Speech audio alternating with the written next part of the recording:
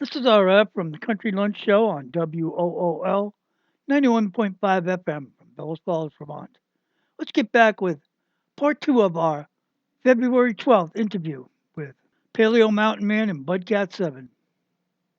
And like you say, Jimmy, you can't remove one stone from the wall. It's impossible to remove one stone from the wall because they're fit in there in such a way where that's impossible.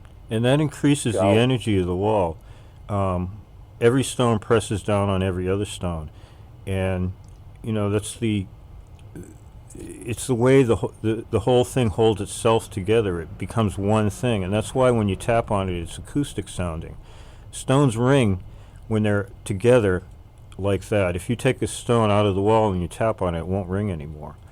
They're not acoustic alone, but you put them together and you build them like that on ledge, and they're acoustic. And there's a reason for that. Why would you go through all of the trouble to build a wall that when you tapped your fingernail on it, it was acoustic, it rings, it vibrates, it makes a noise, it has a sound. That makes me think that the effigies in the walls may have sounds to them. You don't just have to think about what they are. Maybe there's sounds. Maybe there's sounds that go along with things like these languages in the walls. I don't know. Could very well be. It's hard to say because I'm not there, but that's what it makes me feel like. It's almost musical notes. It's almost melodies. It's almost sounds. Maybe you sing the language. Maybe you sing the stories. Yeah, it could be musical notes. Musical notes often correspond with numbers, as does colors. Colors also correspond with numbers. I mean, there's a 6 ways to Sunday to express an idea, whether it be visually or by the printed word or written word. I mean, there's so many different ways to convey ideas. But going back to what mainstream says about the stone walls and how these farmers cleared and toiled and all that kind of stuff. Well, we know from history, we know from historical mainstream that the native peoples there had been burning and clearing the land for centuries, century upon century upon century. They had to grow their crops. It's well known that the native peoples here were well versed in agriculture. They grew their maize, they grew their beans, they grew their squash and whatever else that they grew, nut trees.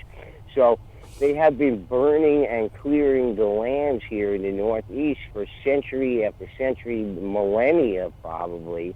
Okay, so we know all that. That's mainstream. That's not even, alternative research. That's mainstream academia who reports that to us. Well, if the native peoples have been clearing the land here for their crops, to grow their crops here for centuries and centuries and centuries and millennia, well, then what was there to clear? When the settlers and colonists got here, I mean, they basically, according to mainstream, and this is from Charles C. Mann's book, where he asked all these anthropologists and archaeologists what was going on here in the Northeast, and they more or less said that the native peoples have been clearing the land for centuries of all the big stone. So, and then the settlers and colonists just moved right into the areas there because they were choice. They were prime areas, cleared land, and with walls there already to demarcate the areas in which the farmers were going to locate themselves. So we know that from history already, but yet no mention of this from people like Dr. Robert Thorson and other people writing articles about that today in 2019. No mention of that whatsoever.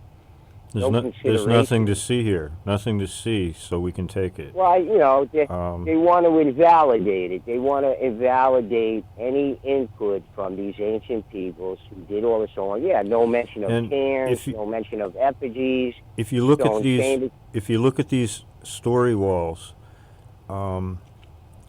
they make more sense if there are no trees in the area. They look on the horizon. They follow the horizon. That's what they do. And if there are no trees, there's astronomical machines. It makes more sense with no trees around and cleared fields. And fields will grow in again after a century, you'll have a forest again. But that didn't happen when settlers came here. There were people here still. They weren't gone. The ancient people were gone who built these walls and started these walls, but there were still people here. And I think a lot of the ancient construction went on a long, long time ago, and people resettled the areas, and they left these constructions. And a lot of the farmers did the same thing. They came in and they left the walls, so they were credited for them. People are credited for ancient structures that they didn't build, like the pyramids. I think the Egyptians probably were credited for a lot of things they didn't build. The Mayans, the Aztecs, they were credited for a lot of things they didn't build either. That's because we don't know any better. And if you think, well, maybe there was a civilization that was alive and aware so long ago that they're forgotten now, but when you see their work, like these walls, they're special. They weren't built throwing rock on rock on rock. They were built with a thought. They were planned ahead of time. And you can see that. And that's why they don't fall down. They were planned ahead of time. There's a reason for them, and there's a science to them. And there's an art and a spirituality to it. It's a whole culture in a wall, in a stone wall. And if you can't see that, then all you're doing is, you might as well go read a book and learn from Robert Thorson or whoever, who will tell you what to think. But if you go to these walls and look at them, you can't help but realize there's something else going on. There's a deeper knowledge and understanding that put these walls together. And if you do that, I think you'll get something from these walls, from these ancient things. They were built for a reason, and the reason is for you to see them. And whatever you need, you can get out of these, because you start asking questions and you start wondering, and wonder is a good thing for a person, whether it be ancient walls or megaliths or anything. These things are so ancient and so wonderful that people draw towards them and they wonder. And maybe we think we can't find the answers, but maybe the answers are simple. Maybe they're there. Maybe it's just to cause wonder, to make people better. And why wouldn't people back then be like that? Why would they want harm to anyone? Maybe they were very good people. Maybe they were very good and they were artistic and they were creative and brilliant. And they cleared the land and they grew crops and they did things that were important. And they loved each other and they loved everyone. And that's what I see in the walls. I see all of those things in the walls. That's what's so sad. That's really what's so sad about it, is that you have this whole misdirection campaign going on, this invalidation of, what this culture was, what this civilization. You have this invalidation going on. No mention of anything to do with the Aboriginal peoples who were there. And it's just a shame that, this is what people are going to hear. Now, you have a lot of people of academic status here looking at the stone walls in New England, and often when they look at them, they'll see a stone wall built like in such an area where they're asking themselves, well, why would they do this? They build a stone wall up to a cliff. A stone wall standalone, just one wall, no evidence of any other walls being there, just a wall from point to point, 20, 30 feet long, 50 feet long. No other walls associated with it. What was that wall for? Just, so there's people looking at the stone walls. There's, even academics now who are looking at the stone walls in the Northeast, and they're saying why. They're taking a careful look. And when they look at them, they say, well, this has no contact. As far as settlers or colonists goes, then it's got to be somebody else. It's not them. So there's people out there who are starting to see some of these things, but yet, the professionals and the experts like Dr. Robert Dawson or Dr. Ken Fader insist that it's something else. And that's part of the whole misinformation campaign that's going on out there. They're not satisfied with, obviously the settlers and colonists did build their own walls, but what about the rest of these walls? It's either all or nothing. That's my point. And it seems kind of incredulous because you have all these other stone constructions in the Northeast, such as cairns and effigies, discounting the stone chambers and stone walls. You have all these other stone constructions. Well, what about them? Obviously, people were building some stuff with stone, but there's no mention of that, and evidently no relationship there, according to them. And people like Dr. Ken Fader and Dr. Robert Dawson insist that there's documentation on the building of these stone walls, and I know for a fact that there isn't any documentation on building any stone walls until much later times. And then, of course, you have people like Kevin Gardner, whose family have been building stone walls for generations. Well, how about the farmers who hired, Kevin Gardner and his family? They didn't toil at all. They paid somebody to build stone walls, and according to Kevin Gardner, so a lot of the stone was brought from the outside. It wasn't even taken from the landowner's property. Like it is now. So, right.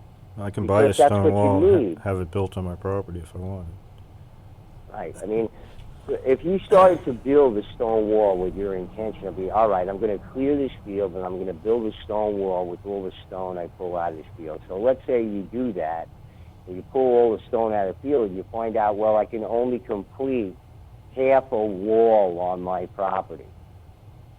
And did they just leave it at that? So it seemed like all that work that they did building the stone walls was for nothing because there's no purpose for it. And that's what Dr. Robert Dawson is trying to say. He's looking at the walls and he says, well, there's probably a lot of instances where it seems like there's no purpose to these walls. So it was just out of pride that these people did it. That's one of his arguments. And at the time of the Revolutionary War, when these walls really started getting built, see, the story is that before, it was just the Dutch landowners there who had indentured servants on their property. And the indentured servants were required to clear the land or whatever, but they weren't building walls yet, according to Thorson. That didn't happen until the American Revolution, when they told the Dutch landowners that they couldn't do indentured servitude anymore, because that's not what our country is about. So they were not allowed to do that anymore, in which case they sold the land.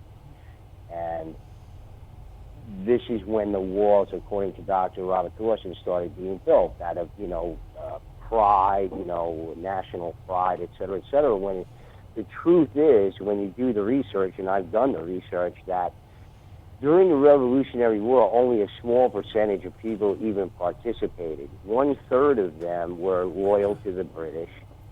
Another third of them just didn't care at all, and another third of them were the ones who were interested in America being a new country or whatever. So you had only a third of the people who had this national pride or whatever Robert Dawson wants to attribute the building of the walls to. So only 1/3 of those people at a time, during the height of the construction of the walls, when people left the Northeast in droves. Like I said, Vermont alone lost 7 years of population gains in 1816. Well, 1816 would be just the point where Dr. Robert Dawson says that was the height of stone wall building, at a time where hundreds of thousands of people left the Northeast because they couldn't grow anything there. So I don't understand what the point is. You had this mass exodus from New England, and people couldn't grow anything up there. They couldn't run their farms, their small farms, or whatever it is. So that was according to him, that was the time that the stone walls were being built, because people didn't have anything better to do. Meanwhile, the populations that they insist there was enough population there to build those stone walls were reduced significantly. You know what? If you didn't have anything better to do, why would you go out and build stone walls? I mean, that's the hardest work. The risk of getting hurt. It's the hardest work going. Yeah, and it's very dangerous to build stone walls too. So I mean, the chances of you getting hurt are greatly increased while you're doing that. I haven't, as I said, I haven't gone over that on my channel, but I do have a book that refers to stone wall building and all the dangers of it. So you're going to have your kids out there. First of all, child mortality back in the early 1800s was quite high, like 45% of child mortality, okay? So first of all, you were lucky if your kids survived, number one.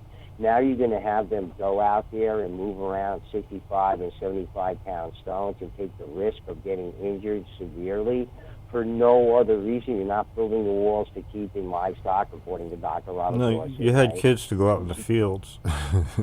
Hey guys, Right. let me cut in here and do a station ID. And you know, Okay. you've got me thinking about these walls and stuff. And I was thinking, you know, if it didn't, the walls were never built in the past, and they were built in the, like they started building them today. What would a serpent wall look like? What would it say? It would probably say, "Beware of my mother-in-law."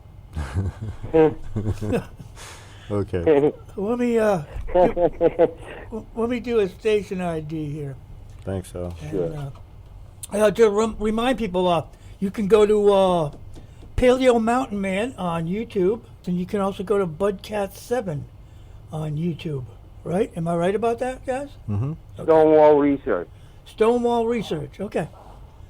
Budcat Budcat7. Yeah, Stonewall Research, Budcat 7. Yeah, that's me. And you can find out more and even get some of these past interviews.